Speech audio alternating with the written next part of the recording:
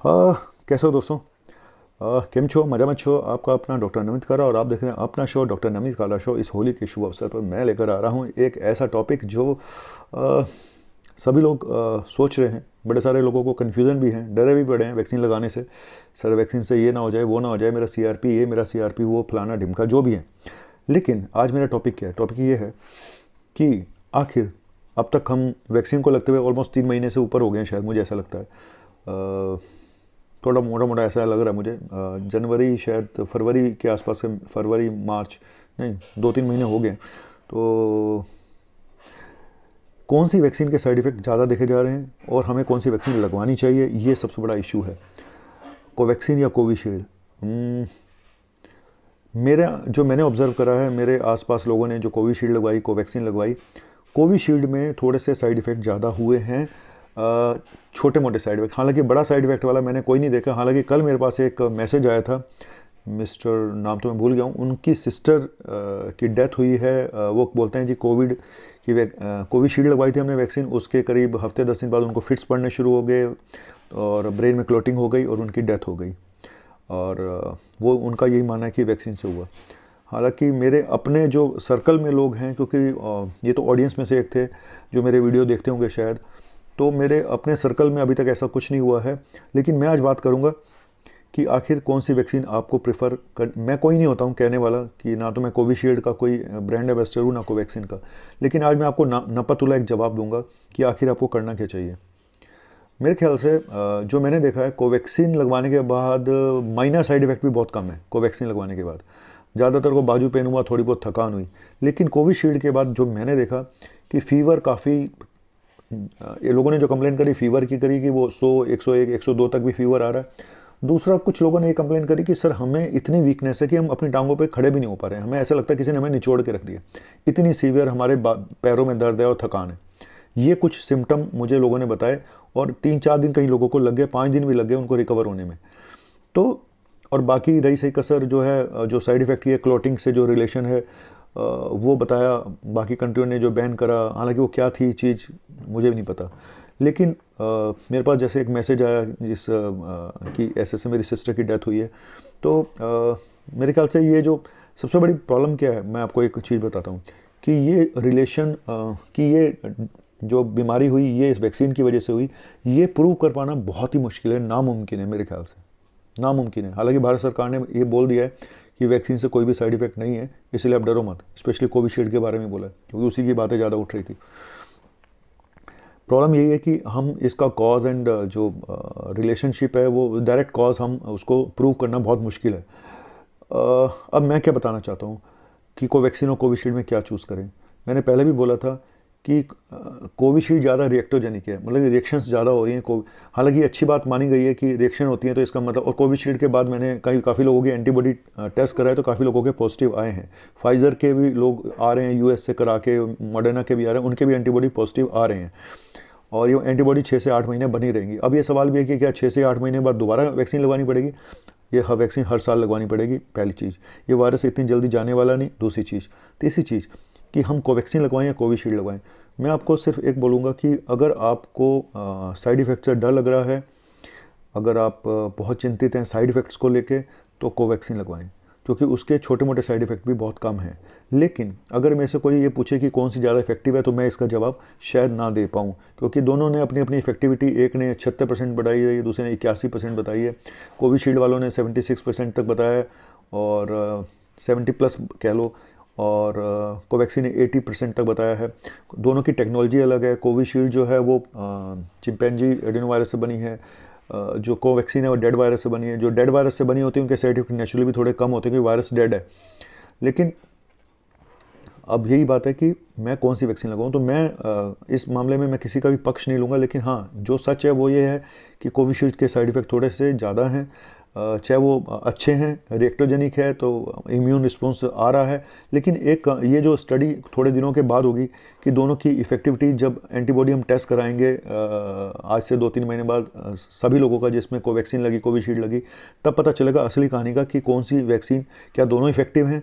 अगर दोनों इफेक्टिव हैं तो फिर हम क्यों ना वो वैक्सीन लगवाएं जिसके साइड इफ़ेक्ट कम हो रहे हैं। हम क्यों 2-4 दिन बर्बाद करें अपने फीवर के लिए भी, हम क्यों थोड़ा सा रिस्क लें। तो ये दिमाग में लोगों के सवाल आ रहा है, और हो सकता है आने वाले टाइम में अभी और वैक्सीन भी आ जाएं आपके पास। जॉनसन एंड जॉनसन की सिंगल डोज वैक्सीन भी आने वाली है, जाइडस की वैक्सीन भी आने वाली है।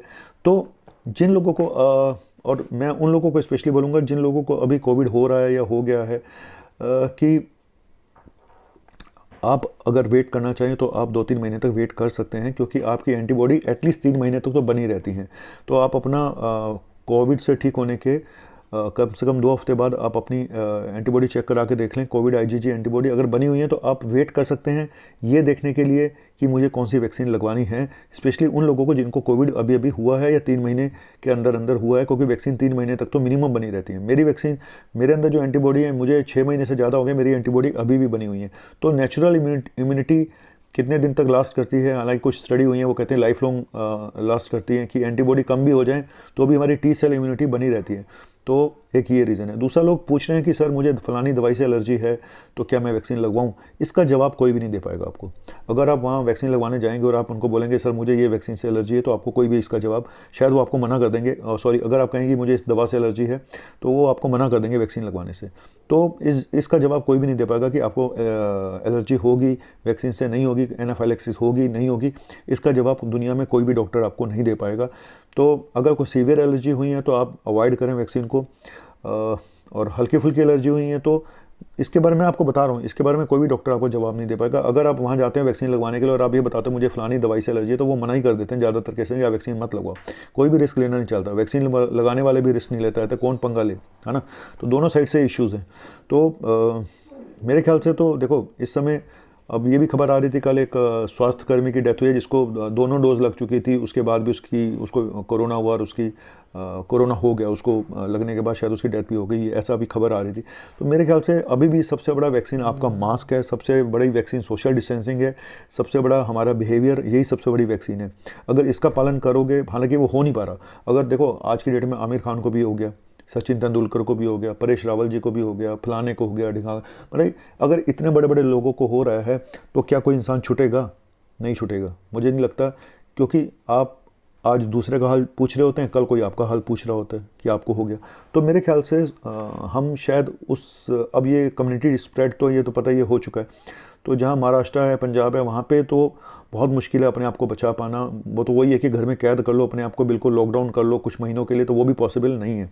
जो ज़रूरी काम करने हैं तो करने हैं। तो चलो, मैं फिर भी यही बोलूँगा कि भाई जितना बच सकते हो बचो, और वैक्सीन लगने के बाद भी आपको ये सोशल डिस्टेंसिंग मास्क का यूज़ 1 साल तक करना पड़ेगा, ये भूल मत जाना दोस्तों। और कौन सी वैक्सीन लगवानी है, इस वीडियो से शायद आपको काफ़ी हद तक अंदाज़ा लग चुका होगा। चॉइस आपकी है। और कई लोग पूछ रहे हैं जी हमारे आसपास तो कोविशील्ड लग रही है, ऐसा नहीं है।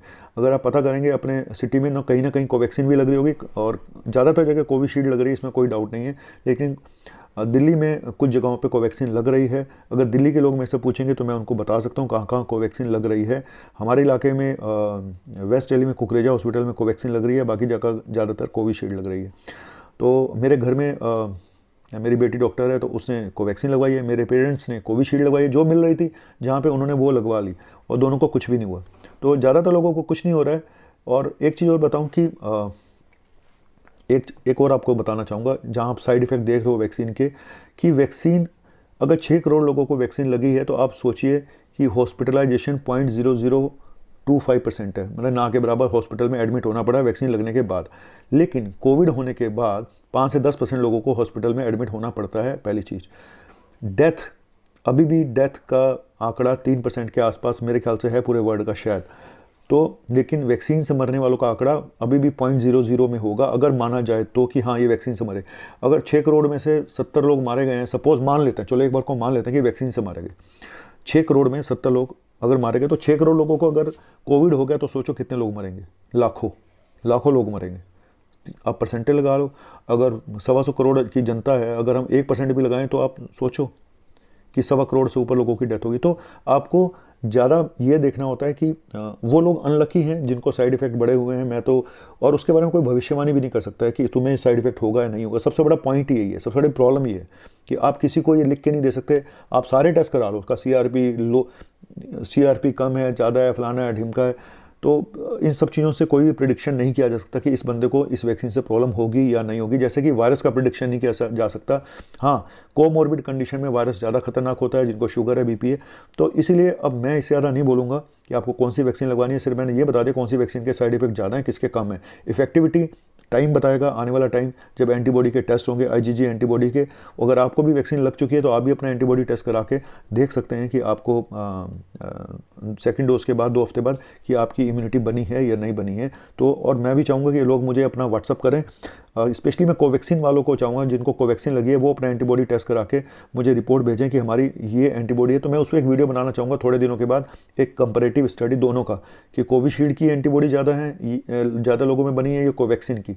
अगर कोवैक्सीन की ज़्यादा बनी और साइड इफेक्ट कम है तो फिर मैं कोवैक्सीन को प्रेफरेंस दूंगा। लेकिन अगर इफेक्टिविटी कोविशील्ड की ज़्यादा एंटीबॉडी वहाँ बन रही है तो फिर मेरे हिसाब से दोनों बराबर हैं। नपीतुला मेरा तो होगा कि भाई ये सिर्फ आपकी किस्मत है, लक है कि आपको कोई वैक्सीन बड़ी रिएक्शन करेगी नहीं करेगी, ये सिर्फ हमारा लक है। और ऐसा नहीं है कि आप किसी के टेस्ट के बेस पे आप उसको बता पाओ कि तुझे ज़्यादा होने के चांसेस हैं और जिसके टेस्ट नॉर्मल हैं वो आपको कुछ नहीं होगा, ये गारंटी नहीं दी जा सकती। और बस अपना शुगर बीपी कंट्रोल करें, बीमारियां कंट्रोल करें और जाके लगवाएं। और फीवर अगर आ रहा है तो प्लीज़ मत लगवाएं, क्योंकि ये फीवर कोविड भी हो सकता है। और स्पेशली जब आप, और ऐसा ना करें कि वैक्सीन लगवाने के बाद कोविड लेके आ गए, क्योंकि जहां आप गए हो हॉस्पिटल में वहाँ उस एटमॉस्फेयर में कोविड हो सकता है, पेशेंट आ रहे होंगे जा रहे होंगे, आप वैक्सीन लगवाने जा रहे हो फिर भी वहाँ से अगर इन्फेक्शन लेके आ गए, फिर आप कहोगे वैक्सीन लगवाने से कोविड हो गया, उसके कोई फ़ायदा ही नहीं। तो अपना ध्यान रखें, मास्क लगा के ही वैक्सीन लगवाएं और ऐसे ना बैठे वहाँ पे जहाँ पे भी आप वैक्सीन लगवाने के लिए जा रहे हैं। थोड़ा छोटा सा वीडियो नहीं था, ये बड़ा हो गया। सोचा था छोटा सा वीडियो बनाऊंगा दोनों के बारे में, लेकिन बड़ा हो गया। कोई बात नहीं दोस्तों, थैंक यू वेरी मच आप सभी का। और ये वीडियो को शेयर करें, सब्सक्राइब करें और शायद कुछ लोगों की हेल्प हो जाए इसमें।